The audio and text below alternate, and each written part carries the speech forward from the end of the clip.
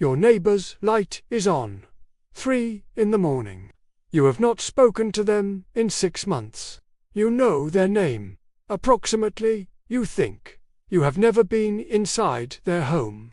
You do not know what they do, what they know, what they have, or what they need. They are 12 meters away from you. And they are strangers. Now imagine the system fails. Not briefly, for weeks. No heat, no reliable food supply, no functioning services, no one coming. You have your preparations, your stored food, your water filters, your tools. Everything this series has covered. But you have one of everything. Your neighbor might have skills you do not have. They might have tools you are missing. They might have the specific knowledge that fills the gap in yours, and you have no idea because you have never spoken.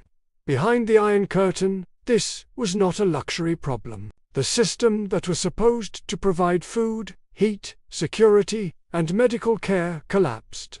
Repeatedly, across entire regions, simultaneously. One household could not sustain itself alone through these collapses. Not because they were weak.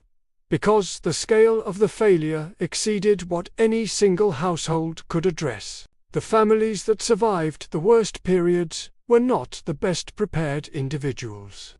They were the best connected communities, networks of 6, 8, 12 households that had organized themselves before the crisis, that had mapped their collective skills, distributed their complementary resources, established communication protocols, and built the social trust that makes all of this function under pressure. They did not survive because they had more. They survived because they shared what they had with people who could multiply its value. Stay with me, because number 4 on this list is the most overlooked survival multiplier in the entire Iron Curtain tradition. A community organization system that requires no money, no equipment, and no special skills. And it begins with a conversation you could have tomorrow morning. Let's begin. Number 1. The skills, inventory, and map. The first thing a Soviet bloc community did when the official system began to fail was not stockpile resources. It mapped people. Specifically, what each person in the immediate network could do that others could not. Not what they owned, not what they had stored. What they knew how to do. The doctor in the building, the electrician on the second floor, the woman who had grown up on a farm and knew how to preserve food by methods that predated refrigeration. The retired engineer who understood how buildings worked. The man who had spent 20 years maintaining diesel engines. Each of these people was a resource of a different kind than food or water or fuel. They were repositories of capability. And in a functioning crisis network, their capability multiplied the value of every physical resource held by every other member. The doctor's knowledge made the medicines of every household in the network more effective. The electrician's skill made the improvised power systems of every household more reliable. The farm woman's knowledge made the food stores of every household last longer. Behind the Iron Curtain, this mapping was informal but systematic. It happened through relationship, through the gradual accumulation of knowledge about neighbors developed over years of proximity. But in crisis conditions, it was accelerated. A meeting was called. People spoke. The map was assembled in a single evening. The practical exercise: identify the 12 to 20 households within immediate proximity, your building, your block, your immediate neighborhood. For each household where any relationship exists, note what you know about the occupant's professional background, their practical skills, their life experience. A retired nurse, a carpenter, a teacher with agricultural knowledge, a mechanic, a chemist. You will not have this information for most of them. That is the gap. A skills mapping conversation closes it. Number 2, the complementary resource system.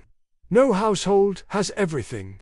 Every household has something that other households lack. Behind the Iron Curtain, The formal distribution system was too unreliable and too centralized to efficiently match supply with need at the neighborhood level. The informal network did this instead, continuously, dynamically, without paperwork or official oversight. The family with the basement space but no tools for the root cellar connected with the family that had the tools but no basement. The household with excess fermentation jars connected with the household that had the cabbage harvest but no containers. The person who had accumulated electrical wire connected with the person who had the motor but no way to run it. The resource matching was not charity. It was rational exchange between parties who understood that a resource in the wrong hands, without the knowledge, the complementary materials, or the space to use it, is worth less than the same resource in the right hands. The practical structure, a simple shared understanding of what each household has in excess and what each lacks, not a formal ledger. Maintained through the ongoing social contact that community organization produces naturally. The conversation that begins with skills mapping continues naturally into resource mapping.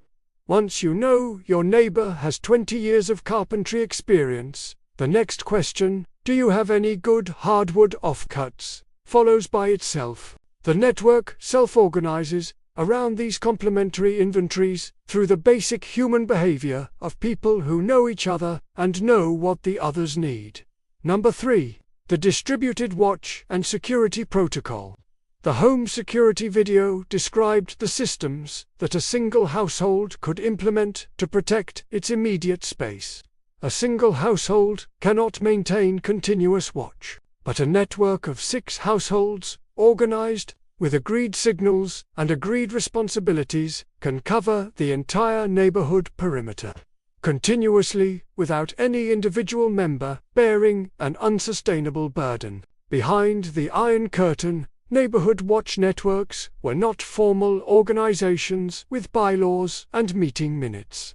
They were informal agreements between people who had understood, through direct experience, that their security was a collective function. The specific protocol, each household in the network takes responsibility for awareness of the immediate space adjacent to their own position, not the whole neighborhood, just their corner of it, their sight lines, their hearing range, their habitual visual field. An agreed signal system, described in the communications video, allows any member to alert the entire network to an unusual situation, without exposing themselves or creating unnecessary alarm. A cloth in a specific window position, a light at a specific location, a sound that carries meaning only to those who know the code. The network responds, not with confrontation. The goal is deterrence, not conflict, but with presence. Multiple households showing signs of awareness and alertness simultaneously is in itself the most effective deterrent available in any residential security context. Soviet neighborhood networks that operated this way reported dramatically fewer incidents of opportunistic theft and intrusion during the crisis periods of the late Soviet era, not because the network was aggressive, but because opportunistic threats select targets that appear unaware and unprotected. A neighborhood that is clearly watching is one that opportunistic threats avoid. Stop here. If the power went out tonight for 3 weeks and the police stopped responding, how many of your neighbors could you call by name and expect a cooperative response? For most modern urban people, the honest answer is 1 or 2. Possibly 0. The average Soviet apartment building had 40 to 60 households. In the networks described in this video, every household had a role, a name, a skill, and a relationship with the others. The modern average is a building full of strangers who pass each other in the corridor without speaking. Write in the comments, how many of your neighbors do you actually know by name and skill? Number 4. The knowledge transmission system. The most valuable resource in any survival network is not food, not tools, not space. It is the knowledge that makes all the other resources functional. And knowledge has a specific vulnerability that no other resource shares. It dies with the person who holds it. Behind the Iron Curtain, where the practical knowledge of traditional survival methods was being steadily eroded as urbanization and state dependency increased.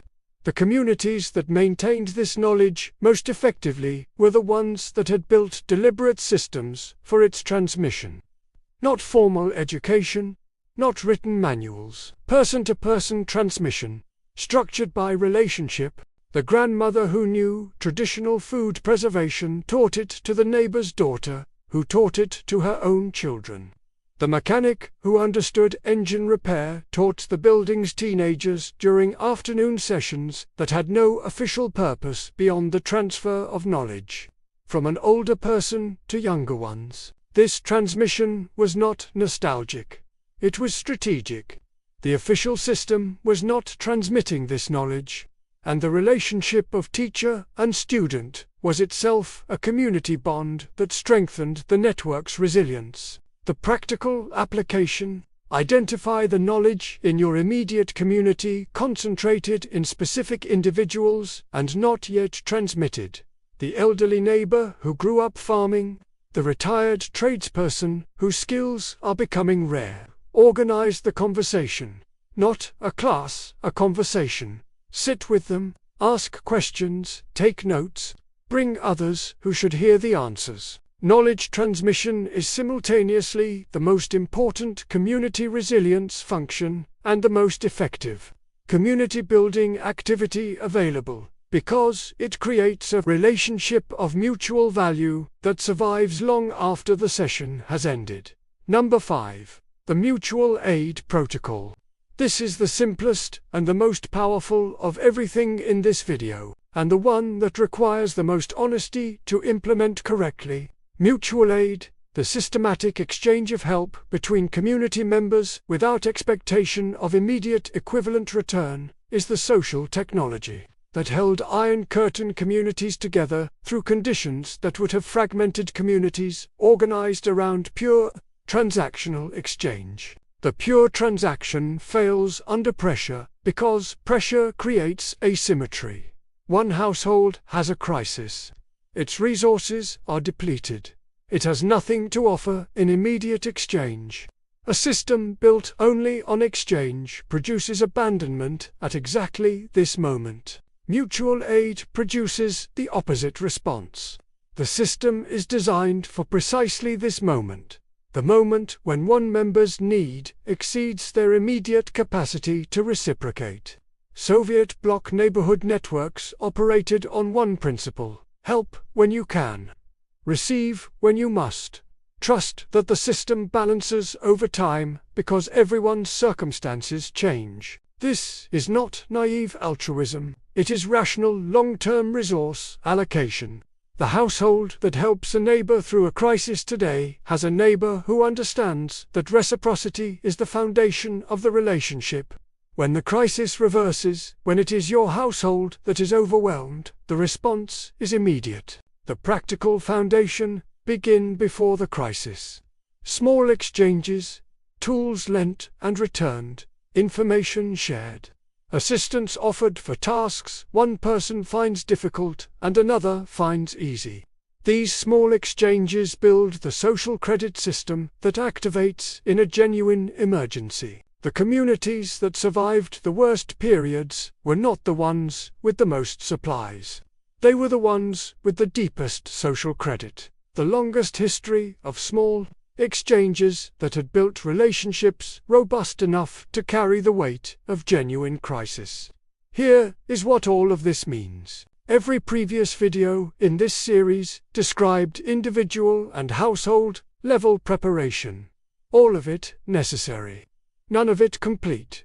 The person who can heat their home, produce food, purify water, treat illness, defend their space, communicate without technology, maintain their tools, and sustain their mind under pressure, that person is extraordinarily resilient. Alone, they are still one person. In a network of 12 households with mapped skills, shared resources, security protocols, active knowledge transmission, and a deep mutual aid history, that same person is the node of a system orders of magnitude more resilient than any individual. The Iron Curtain did not produce individual survivors, it produced communities that refused to let individuals fail alone. Start the conversation tomorrow morning. Knock on the door you have been passing for years. Learn the name. Learn the skill. Offer the exchange. The network begins with one conversation. And one conversation, repeated 12 times, is the difference between surviving alone and not surviving at all.